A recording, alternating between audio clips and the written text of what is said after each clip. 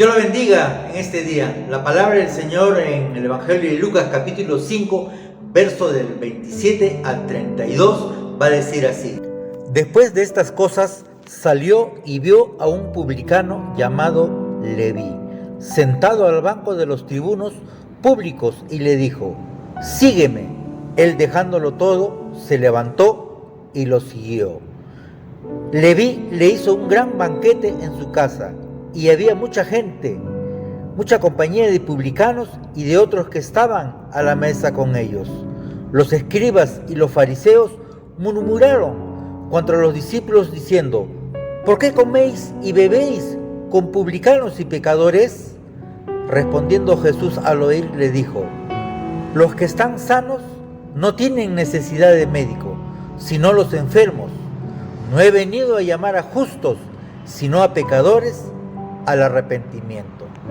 Aquí vemos a través de la palabra de Dios y podemos entender bien claro que Dios tiene un plan de salvación para la humanidad. Primeramente tenemos que entender que Dios es un Dios misericordioso y compasivo y que vino a salvar al pecador. Si nosotros podemos ver aquí en este relato de la Biblia por el evangelista Lucas, meramente vemos que dice: Jesús estaba por ahí viniendo y ve a Mateo, que también era conocido como Leví. Este Leví era un judío descendiente de levitas, y Mateo significa regalo o don del Señor. Este personaje no era muy querido en esos tiempos porque este era un recaudador de impuestos. Además de ser un recaudador de impuestos, era un personaje muchas veces que sacaba ganancias muy aparte de los impuestos que cobraba. Por eso justamente este personaje era muy odiado y no muy querido en ese tiempo. Aún aquí los sacerdotes o los fariseos, vamos a decir los fariseos y los escribas, no le tenían con una buena o con un buen ojo, porque estas personas eran pecadores. Y ciertamente Dios vino por los pecadores, no vino por las personas sanas. Y Jesús, cuando lo ve a este hombre sentado ahí cobrando impuestos, automáticamente lo único que le dice: Mateo, ven, sígueme. Y Mateo automáticamente no dudó en guardar el dinero, no dudó en poder pensar: déjame, maestro, que yo pueda cobrar todos los impuestos, ahí yo te sigo. No, este hombre, la palabra de Dios dice que lo siguió. Mateo era uno de los personajes que muchas veces en los relatos bíblicos habla que más adelante este hombre fue usado en gran manera por Dios. Mateo necesitaba de Dios antes de su conversión, como tú y yo. Cada uno de nosotros tenemos la necesidad de Dios. La palabra de Dios dice que Mateo le escuchó a Jesús y lo siguió. De seguro que este hombre ya había sabido de Jesús, ya había escuchado los milagros o el mensaje que él estaba tratando de decir en ese tiempo. Él había escuchado y prácticamente, quizás de repente, él estaba sintiendo en su corazón en la condición en la que él estaba. Solamente faltaba una oportunidad, y esa oportunidad vino a su vida, porque escuchó a Jesús, se levantó y lo siguió. No solamente lo siguió, hizo un gran banquete en su casa, donde invitó a mucha gente, a muchos recaudadores, hombres de no buena reputación. Y ahí estaban los discípulos. Los escribas y los fariseos empezaban a murmurar y decían: ¿por qué Jesús está comiendo con estos recaudadores que son pecadores? Son de los peores. Y Jesús escuchó, como siempre sabía, leía los corazones de la gente. Él sabía lo que ellos decían, lo que estaban cavilando, lo que estaban murmurando, y decía: yo no he venido por justos, yo he venido por pecadores. Esta gente necesita ser sanada. Muchas veces la gente piensa que la iglesia está llena de justos, de hombres santos. No, la iglesia es un lugar donde se encuentran muchos pecadores, porque los pecadores, cada uno de nosotros, necesitamos día tras día ser transformados por medio de la palabra de Dios. Y Mateo había sido transformado y tocado su corazón a misericordia. Y vemos aquí varios puntos que tenemos que tomar en cuenta para poder ver qué es lo que hace Dios en la vida del ser humano. Primeramente, Dios tiene misericordia de los pecadores. Si nosotros vemos en la historia de la Biblia, vemos a Sansón, que cometió inmoralidades sexuales, y Dios lo perdonó y lo restauró. Vemos a David, que había caído, ¿en qué? En pecado también. Un hombre conforme al corazón de Dios también fue perdonado y transformado. Eso es lo que hace Dios en la vida de los seres humanos. El apóstol Pablo, un hombre perseguidor de los cristianos, asesino, Dios lo perdonó también, tuvo misericordia con estas personas. Y hay un sinfín de nombres que podemos nombrar. Dios tiene misericordia de los pecadores.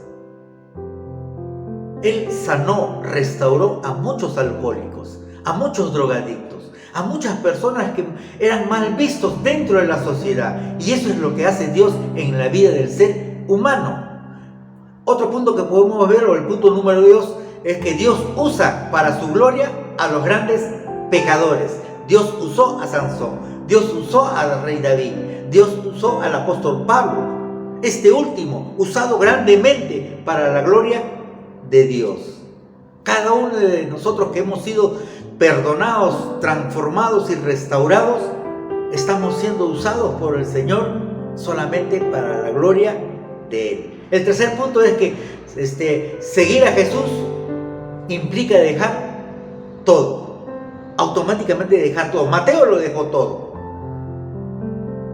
Es muy difícil hoy en día ver tanto dinero en las manos, y aparte de tener tantos ingresos que legalmente puedan ser, pero después sacar un poquito más, eso ya es lo peor.